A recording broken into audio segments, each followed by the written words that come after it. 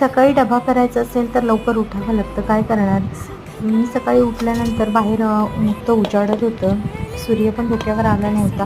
तरी सूर्यदेवाला नमस्कार करून मी किचनमध्ये गेली. त्यानंतर मी जे तांदूळ रात्रभर भिजत घातले होते ते मिक्सरला वाटून घेतलेत आणि घावण्यांना जसं पातळ पीठ लागतं तसं पाणी घालून मी पीठ बनवून घेतलं. त्यानंतर मी तवा ठेवलेलाच होता तापत, तर मी एका वाटीत तेल घेतलं, कांदा चिरून घेतला आणि कांद्याने मी तेल लावून घेतलं तव्याला व्यवस्थित आणि थोडं थोडं बॅटर घालून पसरवून घेतलं भिडाच्या तव्यावर. आणि भिडाच्या तव्यावर आपोआप पसरतं सगळीकडे. तवा जर चांगला वळसलेला असेल तर घावणे पटापट उचलतात. या तव्यावर चांगले घावणे उचलतात.